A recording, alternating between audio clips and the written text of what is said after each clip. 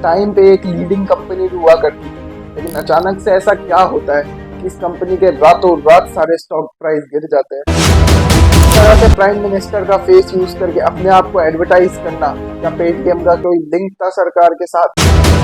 सामने से तो आप बड़े देशभक्त बनते हो अगर आपको कोई सामान बेचना हो, लेकिन पीठ पीछे से आप चाइनीज कंपनी से फंडिंग ले रहे हैं। आरबीआई कहीं ना कहीं ये उम्मीद था कि पेटीएम अब तो आरबीआई की गाइडलाइंस को फॉलो करेगा। Trust takes years to build, seconds to break and forever to recover. ये कहावत तो आपने सुनी ही होगी। देखिए, एक टाइम हुआ करता था जब किसी को भी डिजिटल पेमेंट यूज करना होता था तो उसके जबान पे या फोन में एक ही ऐप होता था, पेटीएम। एक टाइम पे एक लीडिंग कंपनी भी हुआ करती थी, लेकिन अचानक से ऐसा क्या होता है कि इस कंपनी के रातों रात सारे स्टॉक प्राइस गिर जाते हैं और ये कंपनी लॉस में आ जाती है। देखिए, एक कॉन्सर्ट में इसके फाउंडर ने कहा था, जो हमसे अलग होगा वो रोएगा। लेकिन अफसोस, आज जो इनके साथ है वो रो रहे हैं। आखिर क्या कारण है इसके पीछे का? आइए जानते हैं पेटीएम के राइज एंड फॉल्स के बारे में।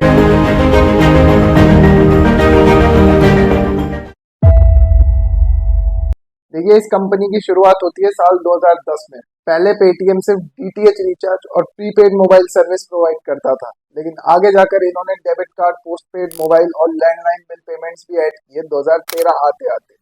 ईयर 2014 इनको पहला जैकपॉट लगता है जब ये अपना पेटीएम वॉलेट लॉन्च करते हैं। लॉन्च के थोड़े टाइम बाद ही इन्हें हमारी इंडियन रेलवेज और Uber as a payment option acquire करते हैं।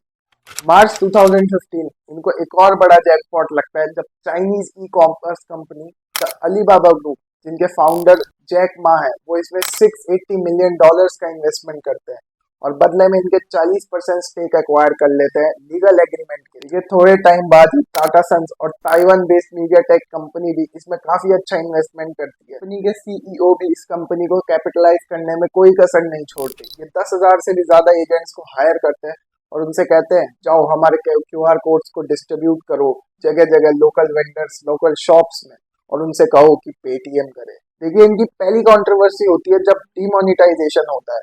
That the 500 rupee and 1,000 rupee currency notes presently in use will no longer be legal tender from midnight to night. नोटबंदी के अगले ही दिन न्यूज़पेपर के फ्रंट लाइन पेजेस पे एक खबर छपती है, Paytm congratulates honourable prime minister Shri Narendra Modi on taking the boldest decision in the financial history of independent India. अब एटीएम नहीं, पेटीएम करो। इस तरह से प्राइम मिनिस्टर की फोटो यूज करके अपने आप को एडवर्टाइज करना, क्या पेटीएम का कोई लिंक था सरकार के साथ? नोटबंदी का फैसला, जिसे सीक्रेटिव बताया गया था, वो 8 नवंबर 2016 की रात 8 बजे लिया गया था। तो एक कैसे पॉसिबल था कि 9 नवंबर 2016 को अगले ही दिन न्यूज़पेपर की हेडलाइंस पर इनकी खबर छपती है?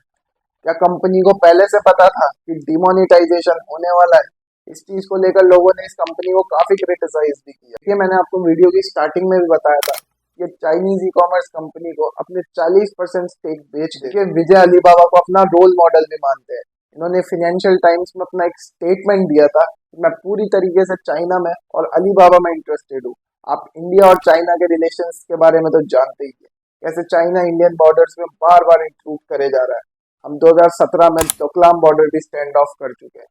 इस चीज को लेकर पेटीएम को काफी लोगों ने क्रिटिसाइज भी किया कि सामने से तो आप बड़े देशभक्त बनते हो अगर आपको कोई सामान बेचना हो, लेकिन पीठ पीछे से आप चाइनीज कंपनी से फंडिंग ले रहे हैं। मई 2018 एक और कंट्रोवर्सी होती है जब कोबरा पोस्ट के एक रिपोर्टर इनसे मिलने के लिए जाते हैं, जिसमें ये उनसे पूछते हैं, क्या आप हमारी पॉलिटिकल पार्टी का प्रोपेगेंडा फैलाओगे? तो बड़ी खुशी खुशी हाँ कह देते हैं और ये बताते हैं कि जब जम्मू कश्मीर में स्टोन पेल्टिंग हुई थी तो इन्होंने कई पेटीएम यूजर्स का data current ruling party BJP को दिया था। जो जेके में बंद हुए थे ना, जो पथराव वाला, तो हमसे पर्सनली पीएम से फोन कहा गया था, हमें डेटा दे दो। जनरली कई कंपनीज आपके डेटा की कोई परवाह नहीं करती, वो पैसों के लिए आपके डेटा को बेच भी। ईयर 2017 पेटीएम अपना पेमेंट्स बैंक लॉन्च कर, साथ ही में इन्होंने बैंकिंग सर्विस भी ऑफर करना चालू किया। अच्छा, पेटीएम बैंक, जिसने पेटीएम के ताबूत में कील का काम किया, एक बड़ा रीजन भी बनता है इनके ऊपर इतने सारे रिस्ट्रिक्शंस लगने का। पेटीएम बैंक एक बैंक की तरह ही होता है जिसमें आप अपना अकाउंट खुलवा सकते हो, डेबिट कार्ड इश्यू करवा सकते हो। जब ये लॉन्च हुआ था तो इसे श्रेष्ठता पुरस्कार से सम्मानित किया गया था।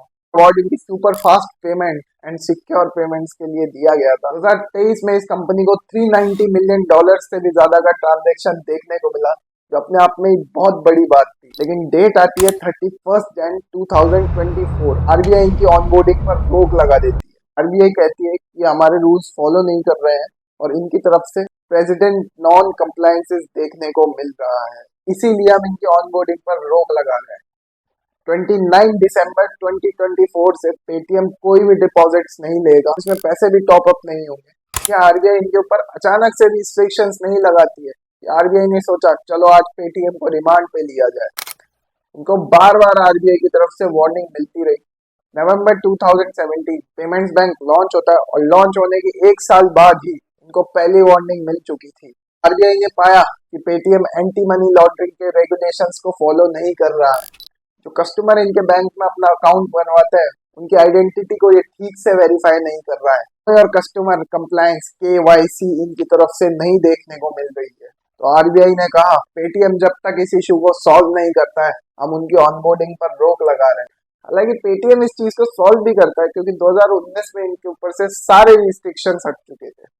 लेकिन डेट आती है अक्टूबर 2021। इस बार इन पर 1 करोड़ का फाइन लगता है क्योंकि इन्होंने लाइसेंस इंफॉर्मेशन भरते वक्त गलत डॉक्यूमेंट दिए थे और गलत इंफॉर्मेशन भरी थी। तो आरबीआई ने कहा कि हम इनके ऑनबोर्डिंग पर दोबारा रोक लगा रहे हैं और बड़ा झटका लगता है इनको। इस बार इन पर 5 करोड़ का फाइन लगाया जाता है।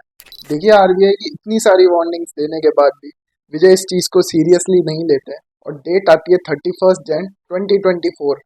आरबीआई ने कहा अगर आप ठीक से रूल्स और रेगुलेशंस को फॉलो नहीं कर सकते तो बंद करो ये सब। देखिए CNBC के हिसाब से पेटीएम ने यूजर्स को मल्टीपल अकाउंट्स खोलने दिए बिना KYC कराए। कुछ डेटा ऐसा भी मिला जिसमें कुछ लोगों ने मल्टीपल अकाउंट्स खोल रखे हैं, सेम पैन कार्ड्स, और कुछ अकाउंट्स में तो करोड़ों रुपए की ट्रांजैक्शंस भी देखने को मिले। यहाँ पर मनी लॉन्ड्रिंग का केस भी सामने आया कि हो सकता है मनी लॉन्ड्रिंग हो रही हो। 31 जनवरी वाली न्यूज सुनकर इस कंपनी के रातों रात स्टॉक प्राइस गिर जाते हैं। लोगों ने जितना भी पैसा इसमें इन्वेस्ट किया था वो सब बाहर निकालना शुरू कर देते। इसी वजह से इस कंपनी का इतना बड़ा स्टॉक प्राइस देखने को मिला। लोगों को शांत करने के लिए भी ये सोशल मीडिया के थ्रू इनकरेज करने का ट्राई करते हैं। अब आप सोच रहे होंगे कि आगे क्या होगा। देखिए इकोनॉमिक टाइम्स की रिपोर्ट को माने तो पेटीएम अब पेमेंट बैंक में एक थर्ड पार्टी ऐप बन के रह गया। इनको काफी सारे चेंजेस करने होंगे अपने पेमेंट्स बैंक में, वो भी लिमिटेड टाइम के अंदर। आप इनकी एनुअल रिपोर्ट्स देखोगे तो ये साल भर साल एक लॉस मेकिंग कंपनी है।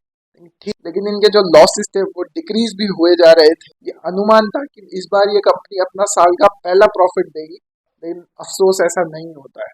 पेटीएम खुद इस बार लिखकर कहता है कि ये कंपनी 500 करोड़ से भी ज्यादा का लॉस बेयर कर सकती है और ये भी कहते हैं कि अब से गाइडलाइंस फॉलो करेंगे आरबीआई की दी गई। क्या पेटीएम अपने कस्टमर्स को दोबारा जोड़ पाएगा? देखिए मैंने आपको वीडियो की स्टार्टिंग में ही कहा था, trust takes years to build, seconds to break and forever to recover. Profitability, Vijay. What is by when will Paytm make money? Make more money by making more operating money.